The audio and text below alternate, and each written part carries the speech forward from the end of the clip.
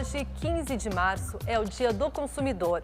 E apesar da disputa cada vez mais acirrada pelos clientes, ainda há muitos segmentos dessa freguesia que precisam ser vistos, ouvidos e atendidos. O Brasil é um país com cerca de 24 milhões de deficientes. Grande parte deles com necessidades especiais, pouco notadas e exploradas pela indústria e pelo comércio. Um mercado promissor com um expressivo público, disposto a pagar pelos produtos e serviços que atendam suas demandas específicas, como mostra agora a reportagem da Elaine Cortez. Toda vez que você ouve falar sobre uma pessoa com alguma deficiência, logo escuta também que ela tem necessidades especiais. Mas afinal, que necessidades são essas tão faladas e tão pouco compreendidas? Infelizmente, eu tenho que brigar para ser percebida. Mostrar que existe uma pessoa ali atrás que é consumidora, que tem sentimentos, que tem ideias, que é uma boa profissional. Não a minha deficiência vem antes. Que junto com a deficiência tem uma pessoa que tem vontades também. Do básico ao mais complexo. Tudo que uma pessoa precisa para viver, eles também precisam. A única diferença é que cada um vai ter alguma necessidade específica e que, se suprida, tira de letra, né? Consegue ter uma vida plena e normal como qualquer outra pessoa. Potenciais consumidores diante de um mercado excludente. Uma pesquisa mostrou essa contradição. A amostra ouviu mais de 2.000 pessoas na região sudeste do país. 40% dos entrevistados com renda entre R$ 2 e 7 mil reais por mês. Quase metade sem nenhum veículo. Dispostos a compras online e também em lojas físicas. E quase a totalidade concorda nos mesmos pontos. Faltam acessibilidade e inovação nos produtos e nos serviços. Se a gente pensasse em colocar na área de desenvolvimento de produtos das indústrias as pessoas com deficiência, a gente ia ter produtos pensados para todos. Eu acho que aí é o grande gap do negócio. Se eu tenho na minha parcela de liderança da empresa ou de quem decide, eu não tenho a representatividade ou eu não tenho alguém com uma deficiência para desenhar um produto específico, cara, esse produto não é pensado para ele. As empresas não veem esse público como uma fonte de renda, de um consumidor que vai consumir, que vai gerar lucro para a empresa. Ainda estigmatizado como coitadinho. Então as empresas não estudam e não investem em produtos para esse nicho. A pesquisa revela 2 aspectos importantes. O primeiro, 42% dos entrevistados são influenciados para a compra pela necessidade. E o segundo, há um grande potencial de consumo por parte das pessoas com algum tipo de deficiência e um mercado ainda despreparado para a inclusão social. O levantamento pretende despertar consumidores para espaços inclusivos como este. Os básicos explodem na nossa cara na hora da pesquisa, né? A falta de acessibilidade arquitetônica nos ambientes. E serviço é a qualificação da mão de obra em relação à inclusão. Em relação ao atendimento, por exemplo, de uma pessoa que é surda e que fala em libras, a gente ter esse atendimento qualificado no ponto de venda. Isso vale para um cego, né? A gente ter leitores, QR codes nos produtos para que eles possam identificar os produtos, eles por eles mesmos. Se a indústria ou o varejo continuarem entendendo que isso é um custo, eles vão estar perdendo consumidores. É uma economia gigantesca, é uma economia de 3 bilhões de reais por ano e você está deixando de atender essa parcela da economia.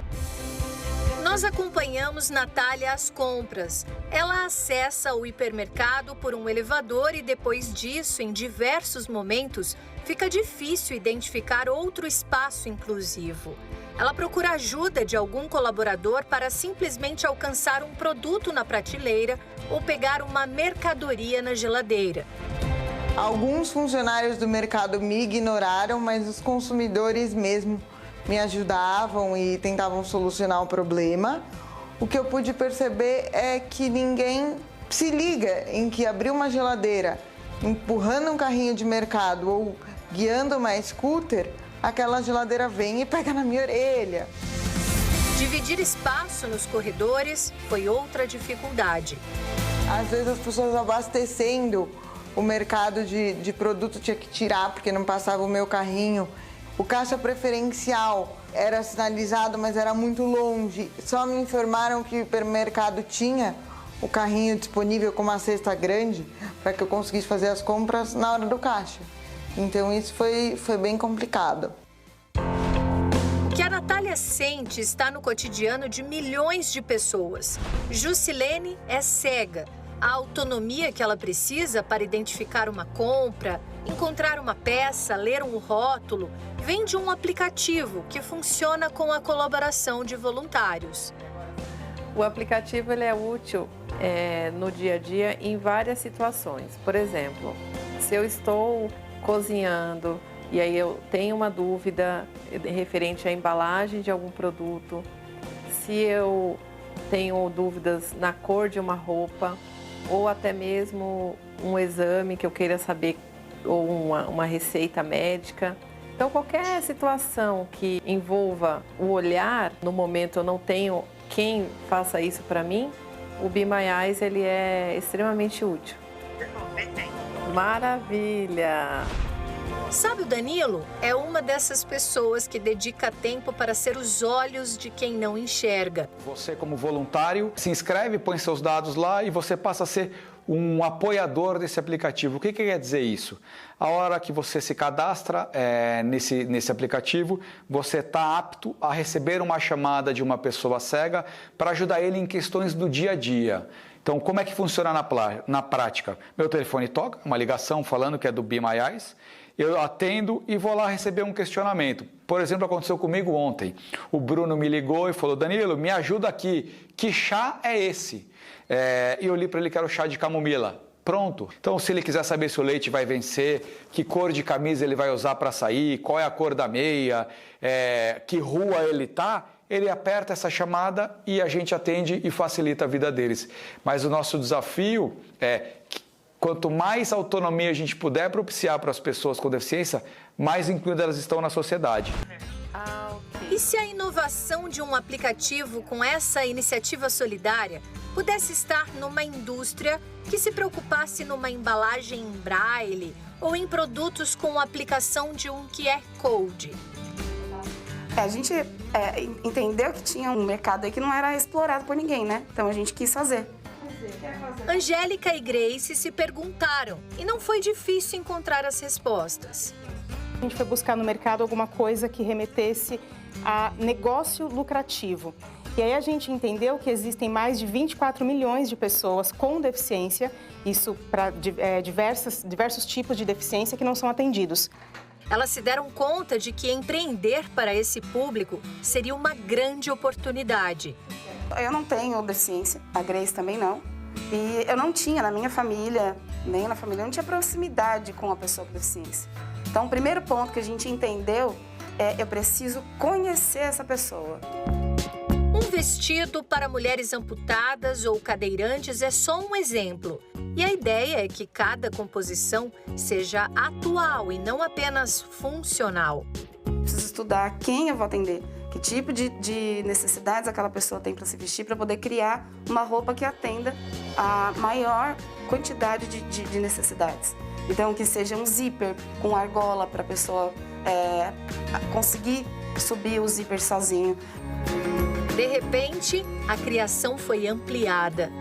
Hoje, nosso carro-chefe, braille, QR Code e as máscaras acessíveis, porque eu consigo oferecer, de fato, mais autonomia para essas pessoas. É muito possível, tanto que a gente faz essa construção do QR Code no tecido da roupa. A gente não coloca o QR Code numa tagzinha que você vai fazer a leitura e depois você não sabe onde colocou, provavelmente, porque você não enxerga. Esse QR Code, ele fica no tecido, então você consegue escolher e saber exatamente qual a roupa que você está vestindo. E no caso do braille, o braille é extremamente importante, porém não lembrado. Muitas pessoas ainda nascem cegas e são alfabetizadas em braille. Empresários pioneiros na inclusão investem principalmente numa sociedade mais justa para todos. As indústrias estão perdendo muito dinheiro para um público que merece ser respeitado, para um público que tem poder econômico para comprar.